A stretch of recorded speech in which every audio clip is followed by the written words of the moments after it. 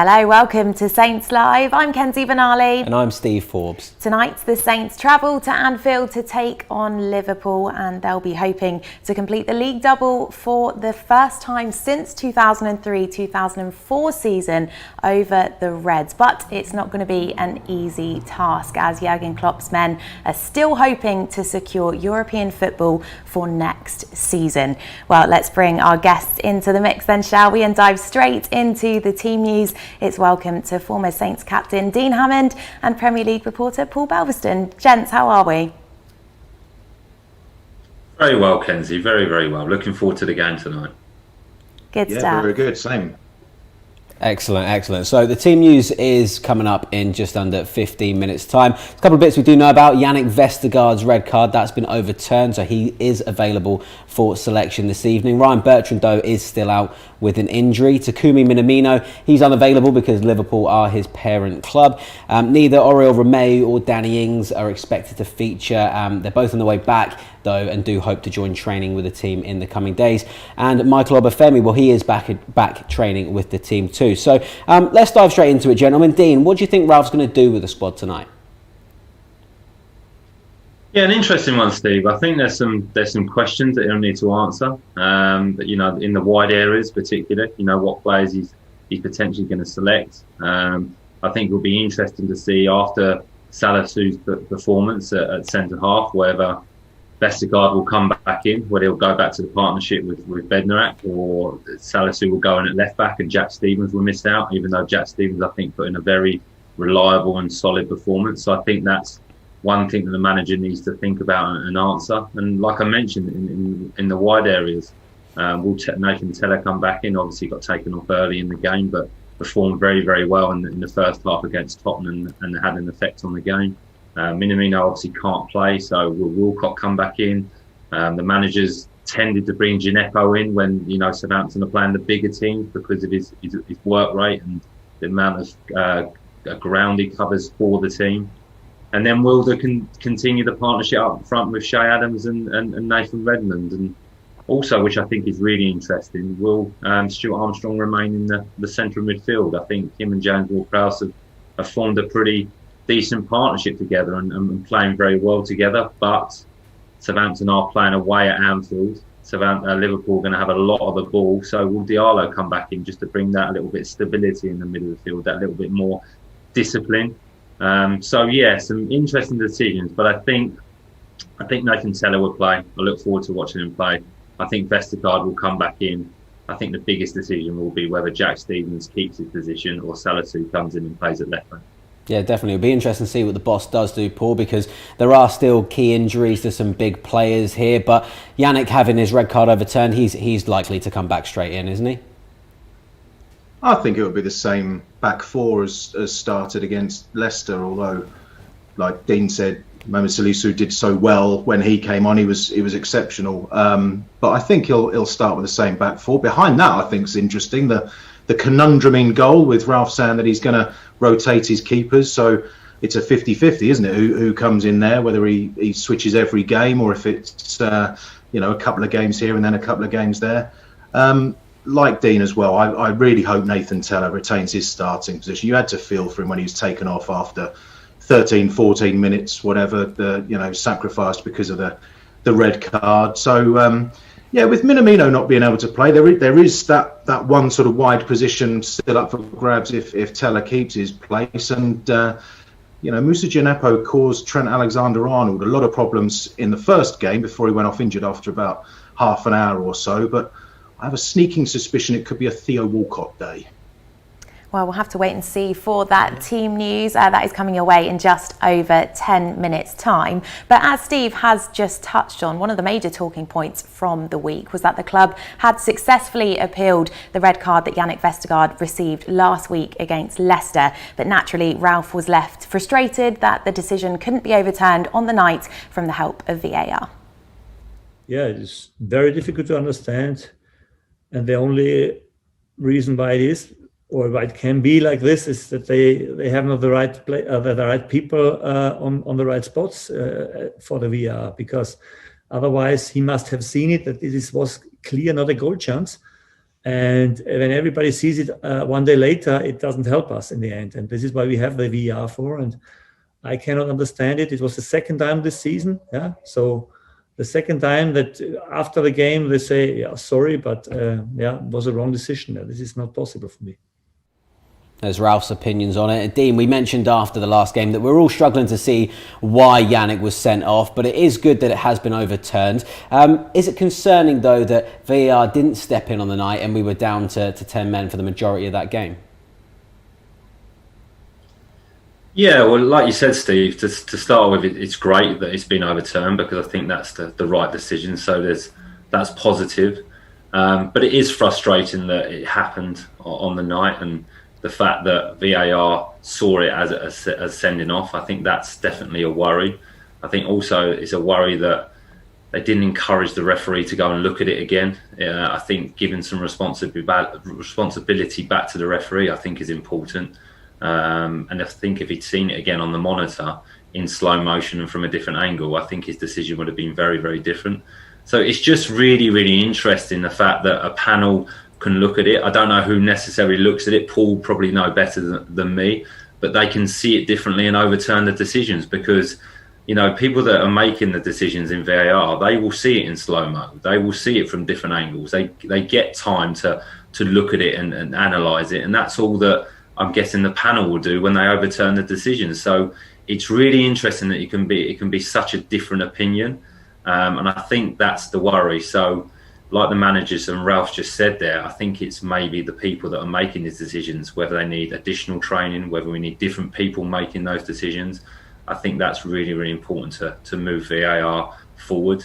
I'm not its biggest fan, but I don't think it's going anywhere. I think it's going to stay within the game, so we've got to try and improve it, because decisions like it happened against Vestergaard, that could have cost Southampton the game, and fortunately enough, they put in a really diligent performance, the disciplined performance, to get a point out of the game, which helped.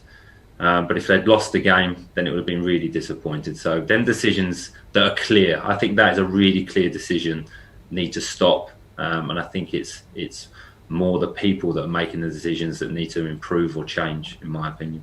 Yeah, Belfast, there's certainly a lot of frustration, and understandably so, around this, particularly given that this is the second time that Southampton has had a decision overturned after the match as opposed to through VAR. So in your opinion, what changes need to happen to ensure that decisions are being made at the right time during a match?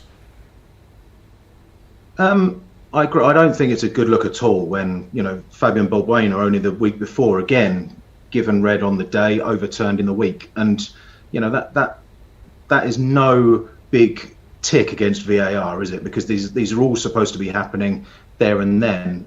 You go back to when it came in, and it was supposed to involve minimum interference for maximum benefit, and I'm not sure VAR is really doing that at the moment. You know, you talk about clear and obvious errors or serious missed incidents, and I sort of go back to, was it the very start of the season, Crystal Palace, Kyle Walker-Peters is shown a red card, and then the ref is told in his ear, just go and have another look at it. He goes and looks at the monitor, and he downgraded it on the field to a yellow card. And I think that seems to have gone out a little bit. If you remember last season, it wasn't happening at all. Then at the start of this season, the on-field ref was being encouraged to look at the monitor a bit more.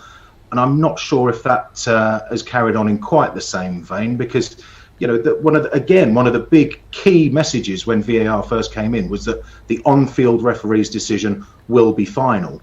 And I think perhaps another big criticism of it is and I have some sympathy for the officials in this, that they feel they're being criticised a lot for the amount of time that some of these decisions take. But from my point of view, I think that the criticism comes when they spend seemingly ages and ages with the very thin lines and all the geometry and everything over offsides, and you know, there seems to be such a whisker as to whether it's off or it's on or whatever. And then other decisions like the Vestergaard one, those seem to be sort of decided on a lot quicker. And I think when it comes to red cards and penalties and things like that, I think there's more sort of people are more willing to allow a bit of time over that. The frustration comes when we can't really work out what those lines are showing and how they're coming to the offside decision. So I wonder if, like cricket, where you have umpires call, rather than the assistant referees being encouraged to keep the flag down to let the game go back to them signalling whether it's offside or not, but then let the game carry on. Players should always be playing to the whistle anyway, and then VAR can look at it afterwards and maybe just have a thicker line, and if and then they stick with the on-field decision. So if the linesman has put his flag up, and then it's an umpire's call kind of thing, then give it as offside. If he's kept his flag down, and as again, you sort of go with that. As far as the red cards and everything, I'm baffled. I genuinely don't know how an assistant referee or a video assistant in Stockley Park can be looking at those same images and coming up with a completely different decision to other people 3 days later. So, yeah, I think there are definitely changes. There are definitely tweaks. Like Dean said, it's sticking around, but it's just bringing so much frustration at the minute. And I think there are some things where they could be helping themselves a little bit more. Yeah, definitely. It'll be interesting to see what changes are made ahead of next season. Dean, that red card did force Ralph into an early sub. He had to bring Nathan Teller off for Mohamed Salus. Have you ever been in that situation where you've had to come off because of a red card to someone else? And I'm sure Teller would have been frustrated that he was the one that had to be sacrificed. So do you think he will be recalled into the squad tonight? I think he'll definitely be recalled, Steve. It's never happened to me in my career. I tend to be the one probably getting sent off, to be honest. So, it's Nathan, I think, will come back into the team. I think the performance he had, especially first half against Tottenham, was his best performance. I think he looked really, really dangerous from that left wing position, cutting in on his right foot, delivering the ball. He was very, very effective, and I think he's growing into the group. I think he's growing into games. He's becoming more confident, and I don't think that would affect him as a young man. I'm sure the manager would have spoke to him. I'm sure the manager would have made his decision very clear and why he'd done it. So there'll be no doubt in Nathan's mind in terms of thinking it was, had I put a poor performance in, had I done something wrong. I think the manager would have dealt with that very, very well. And I like Nathan, I really do, because he's got that freedom. He's very, very brave. He doesn't play with any fear, and he affects games. And if I'm honest, between all the players that played wide, I think he's the most dangerous out of them at the moment, the most confident, that wants to try things and make things happen. So I hope he comes back into the team, because like I mentioned, he's having an effect on the game. He's creating opportunities. Yes, he'll make mistakes. Yes. Things won't come off, but he's willing to try them, and I think that's the quality he brings to the group at the moment in the situation that Southampton are in. So I don't think it'll affect him, and I look forward to him playing tonight if he plays, because he's an exciting prospect for the football club. He most certainly is. Belvers, Salus slotted into Vestergaard's spot at centre-back. How did you rate his performance? I thought he was arguably man of the match. I thought it was hugely impressive. You come on cold after not featuring in the first 10-15 minutes, and then to play like that, he showed why Southampton brought him to the club. Spent 11-12 million pounds. It looks like it could potentially be a bargain. I mean, he's very quick. He smells danger and is able to snuff it out with a good couple of interceptions in that game, and we've seen that in previous appearances as well. And one-on-one, he looks tremendous. Vardy, Nacho, Perez later on, none of them had much joy trying to get past him. So, no, very, very impressed. And for someone who's had to be so patient as well, because, arrived in the summer for various reasons. He didn't make his debut until February in the FA Cup. And, we've seen glimpses and some good performances until now, but that was definitely his best one to date. And I think I heard the manager say in the week that he's very good getting the ball. It's when the ball is at his feet that's where they're really focusing their work at the moment, where they really want him to improve, and for that reason, that's why I think he'll be back on the bench today. But for the future, he is a star in the making. He looks like he's going to be a very big player for Southampton next season and beyond. Yeah, he most certainly does. And our questions are being answered now because the Southampton team sheet is on your screen. Salus, who does indeed start on the bench, but we will come to the substitutes in just a moment. Let's look at that starting 11 in full first. In goal, Fraser Forster comes in. Jack Stevens slots in again at left back to replace the injured Ryan Bertrand. In at centre back is Jan Bednarek, and alongside him is Yannick Vestergaard after his red card was overturned, as we've discussed. And completing the back four is Carl Walker-Peters. Anchoring the midfield is our captain James Ward-Prowse, and making his 100th appearance for the club, Stuart Armstrong. Out wide and hoping to impress after coming off for the forced change so early on last time out is Nathan Teller and Theo Walcott. And leading the line for the Saints is Shay Adams and Nathan Redmond. The Southampton substitutes then are as follows: Alex McCarthy, Mohamed Salisu, Kane Ramsey, Will Ferry, Ibrahima Diallo, Alex Yankovic, Musa Gineppo, Michael Obafemi and Dan and Lindeloo. So I suppose the obvious place to start then, Dean, is that Ralph was true to his word. He is indeed changing up that goalkeeping position. Fraser Forster starts tonight.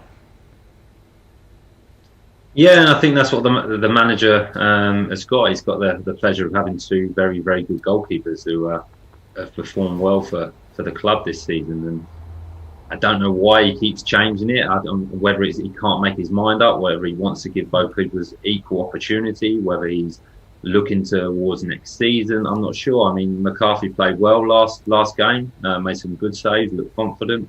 And whenever each goalkeeper's come in, they've done well, they've looked assured. And like I said, they're both very, very good goalkeepers. So the manager is true to his word. And I think for a player, that's really, really important. I think if he's had that conversation with both goalkeepers, and it just makes the situation a little bit easier if he leaves one goalkeeper and then brings the next one in. There's no problem within the group between the goalkeepers and the manager. He's been very open with them. But I would personally like to see him make a decision. I'd like to see him choose one of the goalkeepers and stick with them, because it's such a vital position, and it gives that stability. It builds that relationship with the defence as well, and I think that's really, really important. But he does have the luxury that they're both very, very good goalkeepers, which is a positive. But as a player, it probably would frustrate me a little bit that I would be in and out, can't really get any consistency going. But yeah, look, both good goalkeepers, and I'm sure Fraser Forster will be very, very good tonight. Yes, let's hope so. Belvis, well, what are your thoughts then on the way we line up to take on Liverpool at Anfield this evening?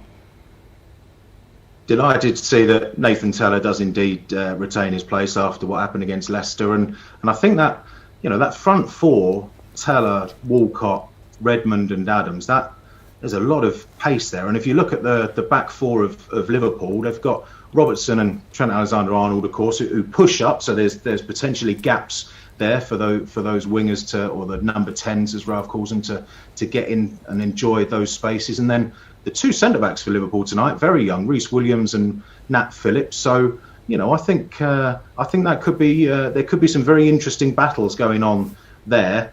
The rest of the team, it's pretty much as we expected, isn't it? The Vestergaard coming back in, the same back four, because Jack Stevens did very well at left back against Leicester, and I do think it's interesting that he's gone Stuart Armstrong over Ibrahima Diallo. I thought that he might bring Diallo back in for this game, but Armstrong's so good, so consistent wherever he plays, and Southampton do have this wealth of options out wide, so perhaps not having Armstrong in his main position isn't nearly as much as a miss as it might be. Yeah, well, Dean, Jack Stevens has kept his place at left back as well in the absence of Ryan Bertrand. How do you think he did in the last game, and how do you assess his situation at the moment? I think he did fine. I think he came in at left back and done a very, very good job. He was steady, reliable. Jack's a good professional. I think one thing you can say about Jack is very reliable, which you need players like that within your squad, and he adapts to it as well. Jack, you know, he takes it in his stride, whether he's playing centre half, whether he's had to play right back, left back, whether he's played holding midfielder like he did away at Man City. He'll do a job for the team, and I think you need players like that within your group, and he's very, very valuable. And one thing you've got to look at Jack, I think, what's Jack, 27 now? He's not even in his prime, so he's still learning. You need 4 very, very good centre halves within your squad, and Southampton have got that. You're going to get times during the season where there's going to be injuries, when there's going to be suspensions, drops of form. So he'll get his opportunity, and I think he's got the mentality that he's it's not the right word, not happy, but he can kind of accept that he may be in and out of the team because he's a big football club, and he's got two very, very good centre halves in front of him. So no, I like Jack. He's a player that comes into the team and does a very good job, good professional, and a good investment by the football club. You know, they bought him from Plymouth when he was 17, 18 years old, brought him through the academy. He's got into the first team. He's played a lot of games now. So really good recruitment. And I think he'll have a lot more, many more years at the football club. And he's a good player. So he did well at left back and kept his place, and I think deservedly so. Yeah, very much so. And Paul, I just want to get your thoughts on the goalkeeping situation. Obviously, Dean shared his views a few moments ago, but what do you make of Ralph saying that he's going to rotate between McCarthy and Forster? Does that provide a good competition between the two, or do you think consistency is key when it comes to the last line of defence? I've thought about this a lot since the press conference when Ralph basically came out and said what we were all thinking, that he is going to rotate these keepers, and sort of wondered whether my point of view was old-fashioned, because exactly like Dean, I this just doesn't seem to be. It's certainly not a common approach, and it doesn't seem the most sensible, because of course everyone benefits from consistency, momentum. Defenders get used to the guy behind them and all that sort of thing. But you know, I'm wondering if maybe this is just the natural next step, because all rotation was sort of mocked and scoffed at 20 years ago, whenever it really first came in. I remember all the talk of how Sir Alex Ferguson, Rafa Benitez, they hadn't named an unchanged lineup for 60, 70, 80 games. And it was really sort of, there was an awful lot of surprise. No one had seen this before. And even back then, when you think, you know, Manchester United had 4 top quality strikers. So keeping them interested was always going to involve some rotation, I suppose. But you know, you think back to Claudio Ranieri, nicknamed the Tinker Man because of all the changes he brought in. It was something that seemed very alien to us back then.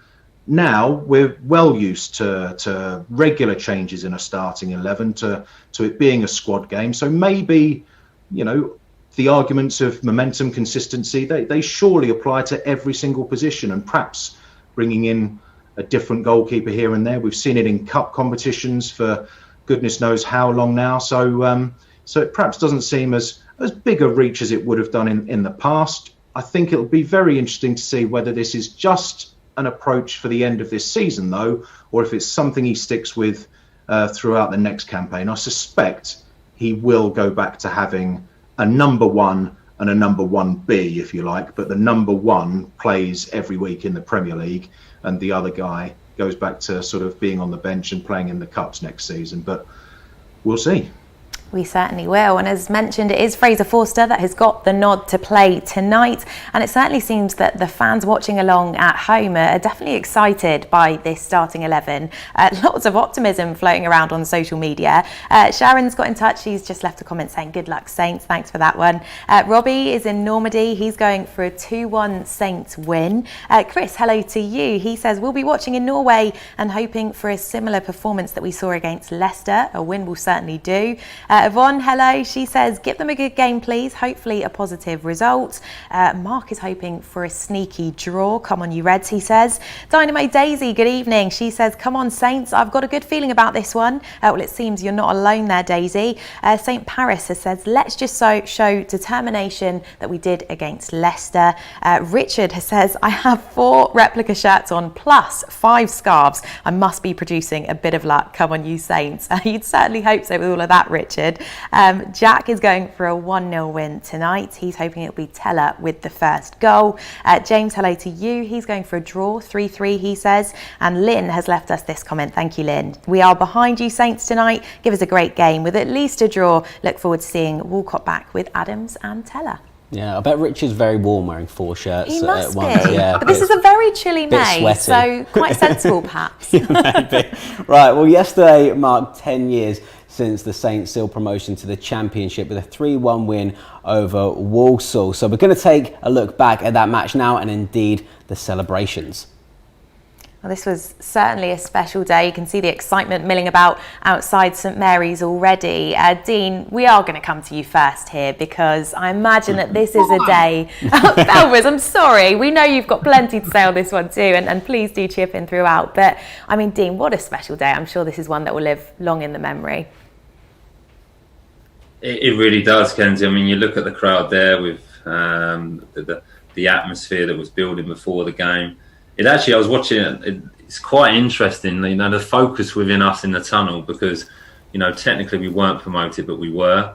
But, you know, we were determined to finish the season very, very well. And I remember walking out and just thinking, well, I knew Southampton was a huge football club, I did, but this just kind of reinstated it and made you realise that how important it was that we were getting back and the club was heading in the right direction. And walking out to that red and white was fantastic, and we actually put a really, really good performance in that day, and started well, and you can see from Goody's chance there. So brilliant day, warm day, and a great day to get promoted. Yeah, definitely. Paul, teams at opposite ends of the table on that day, what do you remember about it?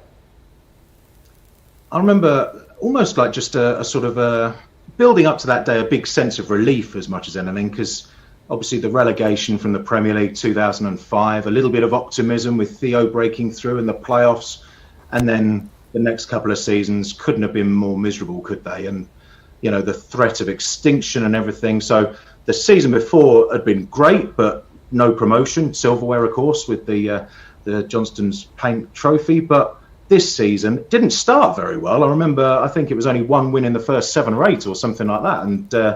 And you know, a few worries there, but then certainly after Christmas, wow, what a run they put together. And you look at that team, it was not a League One team. There was so much Premier League experience, but also players who would go on to make a lot of appearances in the Premier League. You think of Kelvin and Jose Font and Morgan Schneidlin, Adam Lallana, Ox comes off the bench and so on, Rally Jaidi, Dean, all these players playing right at the top level are suddenly down in League One, and there looked like an enormous gulf in class halfway through this game.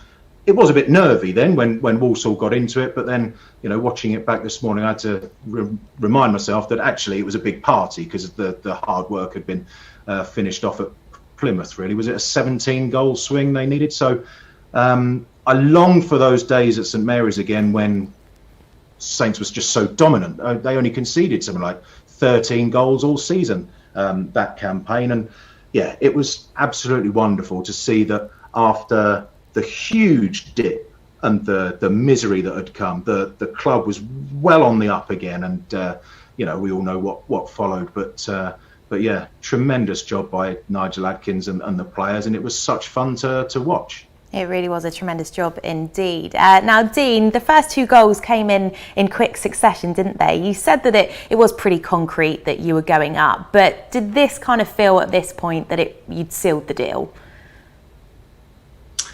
Yeah, I think so. At 2-0, it felt a little bit more relaxed. We were definitely enjoying the occasion. I think I had 3 or 4 shots this game, so I think I was definitely enjoying the occasion myself. It looks like you were trying to add to the goal tally for sure, Dean. I know, I must have been on a goal bonus or something, but it was, do you know what, it was a great day. I mean, the first half, I think that was probably one of our best performances all season, playing on the front foot. Like Paul mentioned, the players we had within that team. And one player doesn't get mentioned too much, but towards the end of the League One season, David Connolly put in some fantastic performances and scored this game. He was a brilliant, brilliant player. He really, really was. And we kind of turned it on, really, made it very, very entertaining, but we definitely tired second half, I must admit, and I think that Paul just mentioned it. I think that came from the party celebrations on the way back from Plymouth, so that kind of affected us. But you could see, you'll see it in a minute, but you could see the determination on the faces. You know, when Walsall score here and Cal's reaction to Ryan Dixon, I think it was, you know, getting the winger to go down the outside and he's cut inside. So. I think actually Cal must have been on a clean sheet bonus as well. So it was a great occasion. But being 2-0 up, We thought we'd won it. Walsall came back into the game, and you will see now, second half, they put us under some real pressure and probably should have equalised. I think there's a goal that's disallowed. They had a few shots. But yeah, we were probably at 2-0 thinking, okay, where are we going to party tonight? Where are we going to enjoy? Because we'd worked so hard that season, and I think we fully deserved it. So, no, it was a great occasion, and the fans made it so enjoyable. But we played some great football on the day. We really did. Yeah, I don't think I'd like to get on the wrong side of Kelvin based on that reaction there. Maybe a little bit nervy, Paul, as well for a while with Walsall trying to get the equaliser for parts of that game. It was in the sense that it would have affected the party a little bit. I mean, Huddersfield were involved in a crazy game against Brentford. They needed to win by a lot of goals to pip Southampton to that automatic spot. I think it finished 4-4 in the end, that game. So it was never likely that Saints would drop out of the top two. But still, you want to go out on a high, don't you? And having clinched promotion essentially away from home, doing it in front of the fans where it's been, the team has been so dominant throughout the season. It would have been a shame if Walsall, who were fighting for survival, in the end they stayed up despite the defeat, I think. But it would have been a shame if it hadn't finished on yet another high with a big win. But this goal by Alex Oxlade-Chamberlain, I mean, wow. He was only 12 years old or whatever at the time, wasn't he? He certainly looks it, doesn't he? It was, what a great day, and it was one of many great days post 2009, and very, very, very much fun. Really enjoyed looking back at all this sort of stuff, and seeing Dean Hammond shoot though, I don't remember them very often. Well, Belvis, you mentioned it there, but Walsall were in danger of relegation, but they did manage to survive. So, Dean, it really felt like a party atmosphere all round on the day. It did, and I think that's why Walsall put in such a strong performance. But it was great for them to stay up. It was obviously great for us to clinch promotion and it to be assured and guaranteed. A great day all round, and I think the last couple of minutes I think Walsall had heard that the results had gone for them. We'd obviously known we were winning the game, and it was, I think the last 5-6 minutes was almost like a bit of keep ball. It was like, you don't score, we won't score, and everyone will be all right, and you'll stay up. So a really, really good atmosphere, and when that final whistle went was unbelievable. And obviously the fans coming on the pitch, and you'll probably see in a minute, I get fully involved in it and enjoy myself quite a lot. But you've got to enjoy these moments, because I think at the time you never know when they're gonna happen again. Fortunately enough for me, it happened again next season. So there we go, that Dave. was good. But fully enjoying myself. Scarf round. Everyone's best friend. It was good fun, really good fun. Yeah, it looks like a great atmosphere and a pitch invasion as well. Something that can't quite fathom that happening again anytime soon. You know what I mean? Look, incredible to be a part of. It was amazing, and the fans have obviously been with us all season and supported us. And like Belvis said, we didn't start the season too well, but they stuck with us, and we kind of rewarded them and thanked them with promotion. And I mean, the scenes in the dressing room were amazing, especially with that group. The players, the staff, everyone in there celebrating together was one of the reasons why we did get promoted. And then being up on the balcony at the end, and the fans being on the pitch and singing individual songs. My daughter there now is not so small anymore, but I mean, look at those scenes on the pitch. That's just amazing, and it feels like yesterday, if I'm honest. Amazing memories, and they're the memories that are just fantastic. They really are, because not every player gets to kind of experience them, and you want them to continue happening. And just a special moment in my career. And I think, to be honest, personally, I think that's when really my career started. We achieved so much at Southampton, and it was brilliant to be a part of it. Great players, great people at the football club. It's a brilliant football club. It really is. And to have 2 seasons in a row where the fans were on the pitch and we were on the balcony was very, very special. And I'm very, very fortunate and blessed that I got to experience that. Oh, that was so lovely to look back on such a special day just over 10 years ago, particularly for the scenes of Dean really lapping it up at the end there. We love to see that. Well, let's head back to social media then, see what you guys are saying at home. As I said, plenty of optimism kicking about, actually. GST on YouTube says, great team lineup. Come on, you Saints, looking forward to the game tonight, as are we. Nate on Facebook, good attacking side. He's pleased with the lineup too. Kathy, good evening. She says, good luck watching from Yellow Springs, Ohio in USA. Oh, stunning. Dean is also with us. He says, good luck, boys. Just hope we can play for 90 mins tonight. Christian on YouTube says, hopefully a win, even a scrappy win. I do not care. Just 3 points, please. And Danny on YouTube says, come on, you Saints. We beat them once. We can beat them again. Shay Adams to score. #Ralph's Army. Yeah, well, now let's look back at the previous fixture between the Saints and the Reds, where we ran out 1-0 winners in January. Welcome back to St Mary's, nearly 5 years after that famous win against Liverpool. As Ward-Prowse drifts the free kick into Liverpool box as a mistake at the back by Liverpool, and Danny Ings has hooked it over Alisson, and he scores against his former club for the second home game against Liverpool in a row. Somehow ends up with Ryan Bertrand. Ings flicks it on, Teller will chase it, and he gets there. Edge of the box, Nathan Teller. This could be a massive moment. It's gone wide. Oh, Mane up against Walker-Peters, pulls it back to the back post, and Salah gets the header. It's wide. It's a goal kick to Saints. Mane off that touchline, faced one-on-one with Walker-Peters. Armstrong needs to get back and help him. Goes to the byline. Mane, is that a penalty? Referee says goal kick. I was worried he stuck his leg out there for Mane to go over. Great control from the Brazilian. Support outside him from Robertson. Into Mane, that's a good ball. Now he can turn and look at the goal, and he fires it, and Forster makes his first real save of note at his near post. He needs someone to make a run, and that run's been made by Jan Valery, and he's going to get there before Alisson, and he rolls it towards the goal, and it's going to run out of pace before Henderson can clear it.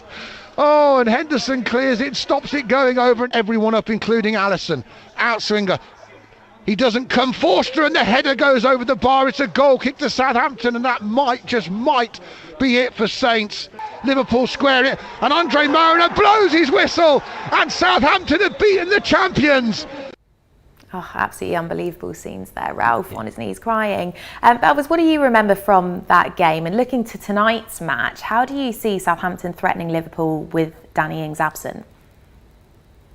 That day was incredible. It was, what a start with that fantastic goal, cleverly worked, and an absolutely brilliant finish by Danny. It's easy to forget that Liverpool were top of the table back then. They'd only lost once all season. They were looking good to defend their title. They weren't perhaps at their very dominant best. I think in December they dropped points against Fulham, Newcastle, West Brom, teams like that. But they were still flying high right at the very top. They were having their problems in defence, having to play some midfielders back there. But of course, Southampton went into that game with big injury problems and absences as well. That was when Alex McCarthy was missing because of COVID. There was no Romeu, there was no Shay Adams, Nathan Redmond, Yannick Vestergaard was in the middle of his long injury layoff as well. And Saints hadn't won any of the last four, only scored once in that run as well, so weren't in any great form. And then they played tremendously well. Two very different halves of football. The first one sort of very, very Ralph-like, good possession and counter-attacking, really causing Liverpool a few problems. Second half was more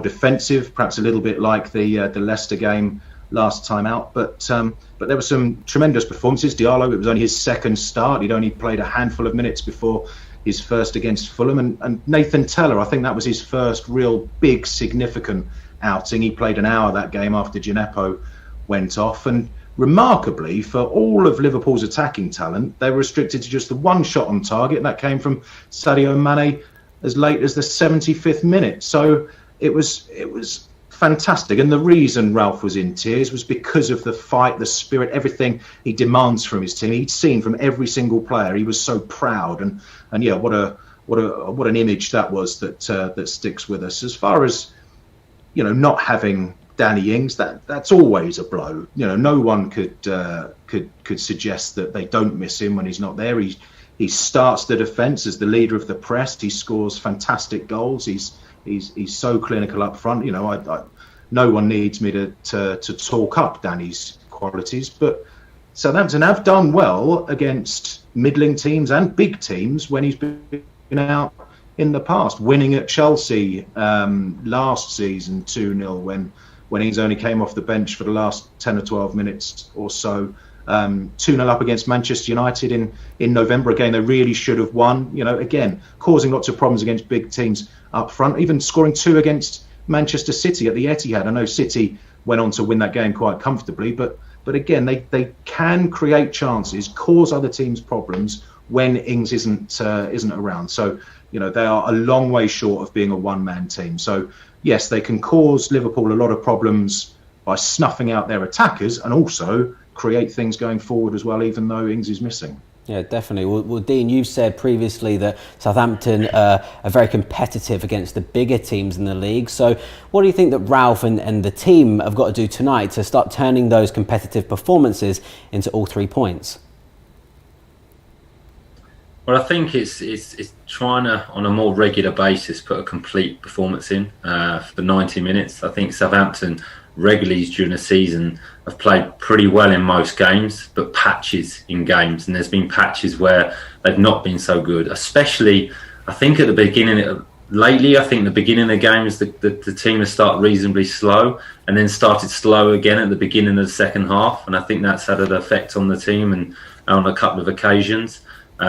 I think reacting to disappointment when the decisions have gone against the team in terms of VAR, a penalty, a disallowed goal, a goal given, and putting a performance in like against Leicester. I think, you know, with 10 men, you saw the team spirit come through. You saw the togetherness come through. And the last time we played Liverpool, that was the same. You know, players were helping each other. Players were taking responsibility on the pitch. Every player was working that little bit harder because they knew they had to, because they were down to 10 men. I think now if the players can do that with 11 men, they can turn those performances in when they're very, very competitive into results. I think that's just a small detail that's potentially missing, and taking those chances, because like Paul mentioned, Southampton create chances. They're a good team. You know, they play on the front foot. They've got good attacking players. Just being a little bit more precise, a little bit more confident when they get those chances, and taking those chances will turn the performances into 3 points. But being a little bit more consistent over the 90 minutes, and when you do have the bad patches or the opposition are having more of the game, just come together, be aware of it as a group, and just kind of stay solid and disciplined to get through those moments where you don't concede. And then it's only small details, and I think that will make a real difference. Well, Belvers, Liverpool obviously come into this game after an unexpected weekend without playing. Firstly, what were your thoughts on those scenes in Manchester last weekend? And also, how do you think a team like Liverpool will benefit from a week without playing football? My initial thoughts on the protests were sort of good on you, because, you know, it seemed all about the Super League proposals, which were just such an insult. The whole idea of taking any jeopardy out of football, ruining the pyramid, no relegation, promotion, and all that sort of thing. A closed shop was just abysmal. So, yes, I was pleased that there was such an uprising there. Arsenal, Chelsea, other clubs as well against that. That was good to see. It became irritating when it then seemed to sort of be shifting towards a kind of a bit of a protest against or about the lack of success. That was certainly a suggestion that was coming through, and yeah, that wasn't quite so good. And when you see fans getting into the stadium, that great visuals, and you're going to get your voice heard as a group. But then when you saw that it wasn't just through a sort of a side entrance and onto the pitch, it was up in the corporate boxes and all of that sort of thing, I think then it became inevitable that the game was going to have to be called off, because how can you be completely 100% sure that there aren't some fans hiding in cupboards and things who are then going to come out again during the game? And then it took a nasty turn, didn't it, when you know, pundits are getting things thrown at them. There was camera kit being destroyed, and then a policeman got very badly injured by a bottle. So there was a real mix of emotions and thoughts when I saw all the protests. as far as the extra time off, I sort of always assumed that would be a big benefit, but then, Dean would know this an awful lot better than me. I think having a week off or whatever it might be, it's a big help.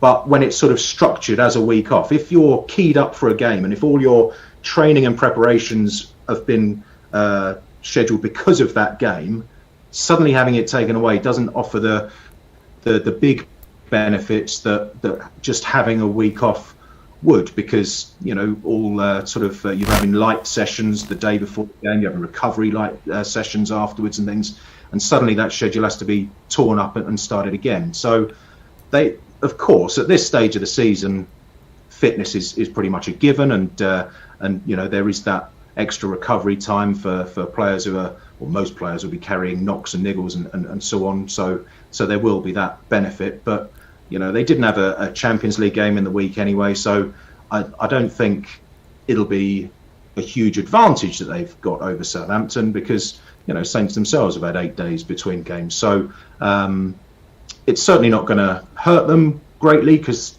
they've had plenty of time to get back into the swing of training and so on.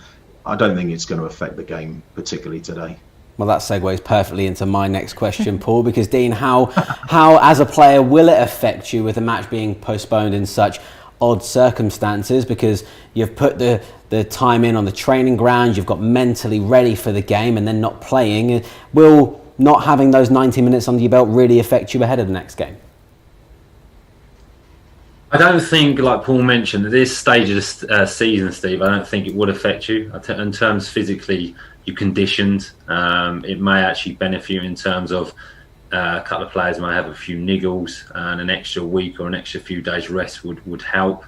But I think it's more what you mentioned, Steve. It's the frustration, it's the emotional, being emotionally drained for preparing for a game, getting yourself up for it and not being able to release that energy and not being able to play in that game, especially in such a big fixture. Manchester United against Liverpool is probably one of the biggest fixtures of the season. So the players will be disappointed as well. So would it affect this game? I'm not too sure. I think, missing 90 minutes at this stage is not going to have a massive effect. I think obviously without fans in the stadiums like all season, you can replicate a game situation in training, because it's very, very similar. You don't have the emotion and the atmosphere of the crowd that you'll be missing, so you can catch that up during the week if that makes sense. So I don't think it's going to have a major issue. I don't think the rest will give Liverpool any benefit, really. It's just disappointment of the fact that they couldn't play in such a big fixture. There may be 5-10 minutes of a little bit of rust because they've not been in a match situation, but having huge effects on the game, I don't think is a disadvantage or advantage to either Liverpool or Southampton at this stage of the season. But is heading to Anfield as intimidating as it was in previous seasons? And how can you see Southampton keeping the likes of Mo Salah and the rest of the Liverpool front line quiet tonight? Well, as far as that goes, you think back to the home game and how I mentioned, only one shot on target in the whole game, and the likes of Kyle Walker-Peters especially, but all of them, they've been so good many times this season and in the past at keeping the really big players quiet. As far as Anfield goes, absolutely it's not the intimidating place it has been in the past. I'm delighted you've asked this, because I've done some homework. And all of the top 4 this season have better records away from home than at home. In fact, 8 of the top 11 are better away from home than at home this season. It's got to be because of the lack of supporters. We all knew fans were important at games, but I think this season has really hammered home just how important they are, because only 8 of the 20 clubs have picked up more points at home this season than away. And if you compare that to previous seasons, 19 of the 20 last season had a better home record than away. The only team that didn't was Southampton. The season before, only one team again, Crystal Palace. Before that, it was only Burnley. So it seems much more possible, probable, even likely, that you travel away from home this season and you're going to pick up points than in previous seasons when you're playing up against a full house. And And you look at Liverpool themselves, last season, they were almost flawless in the Premier League at home. They only dropped points in the one game. That was a draw. So they won 18 of their 19 home games in the Premier League. This season, they were still performing very well until Burnley went along, ended their 68-game unbeaten run at home. And then suddenly they went on this horrendous run. They lost 6 in a row. They only managed to, or they went something ridiculous like 12 and a half hours without scoring a goal from open play in the Premier League at home. They had 130 odd shots. They could not score. So yeah, I'm not saying that it's going to be playing on their minds, but surely Southampton must be going there. They always believe they can win any game they turn out in. But surely this time, going to Anfield, where they haven't had a great deal of luck, but won there in the or did all right in the League Cup semi-final a couple of years ago. Liverpool are beatable at Anfield this season, far more than they have been in the past. Well, a win tonight, Dean, would take Southampton to 40 points, which would guarantee Premier League safety mathematically. Now, it's not really felt like we've been in a relegation scrap for a while, but is this going to be a weight off of the players' minds, knowing that Premier League football next season is secure? Yes, it will, Steve, because it would have been discussed, I think, by the players because of the lack of results. Like I mentioned, there's been good performances within defeats, but I think it would have been mentioned, and always within a group, you're thinking, we need to stop this now. We need to get up to this 38, 39, 40 points just to guarantee it, to make sure of it. And you always like to be in control of your own destiny. And I think if Southampton can win today, it'd be really important, and they can finish the season with a bit more freedom. Because like Paul mentioned, Southampton go into every game to try and win, and they believe that they can win every game. They're competitive in every game. But I think with that added bonus of knowing you're going to be in the Premier League next season, you can plan for next season as well. The manager can look at the players and think, okay, who do I want next season? How am I going to play next season? What improvements can we make? Who is going to be part of my squad? That may change the selection that he has. He may be able to give a few more youngsters an opportunity to see whether they're strong enough for next year. So it can only be a positive if Southampton can mathematically make themselves safe tonight. And it does. As a player, when you haven't got that concern or worry, it does free you up, and you may try a few other things and you just play with a bit more freedom. That's just human nature. Yeah, it's got to be a weight off the mind for sure. Now, Belvers, we've just discussed that Southampton will, of course, be heading to Anfield tonight to get the win. But what do you think this is going to go tonight? A score prediction? Yes, please. So 3 of the 4 Premier League games this weekend so far have all been away wins, so that trend's going to continue. I have no doubts about that at all. Liverpool haven't been all that convincing. They went on a little run, and then they've drawn their last 3, something like that, and not scoring a lot of goals. So I think Saints can definitely get at that back 4. The gaps left by the fullbacks and the inexperienced 2 centre-backs. I'm going to go for a very entertaining 3-2 away win. Oh, well, that definitely sounds entertaining. Dean, how do you respond? What's your score prediction? Don't copy me, Dean. I know it's tempting. I was about to say, I can't follow that, mate. A 3-2. I wasn't thinking about that. Look, I think, like Paul mentioned there, I really agree with him. The fact that I think Southampton will get chances tonight because Liverpool are vulnerable, isn't probably not the right word, but they will give you chances because of the inexperience, especially the 2 centre halves and the full-backs pushing on. So there will be spaces. Liverpool need to win the game, so they'll definitely try and win the game. And again, I don't think Liverpool have been clinical of late. You take the Newcastle game, they had a lot of chances. They should have put that game to bed, but ended up drawing it. So I can see, I'm smiling here because I'll probably get it wrong, but I can see a Southampton win here. I'm going to go for a 2-1 to Southampton. All right, 2-1 and 3-2. Well, I hope you're both right. If I'm honest, I don't know how that would work, but I hope you're both right. A win would be great. Dean, Paul, thank you so much for your time on Saints Live. There's just less than half an hour to go until kick-off at Anfield, as Southampton aim to do a league double over Liverpool for only the third time. Do join us after the game on the final whistle, where we'll all be back for post-match reaction and analysis. Enjoy the game, and we'll see you then.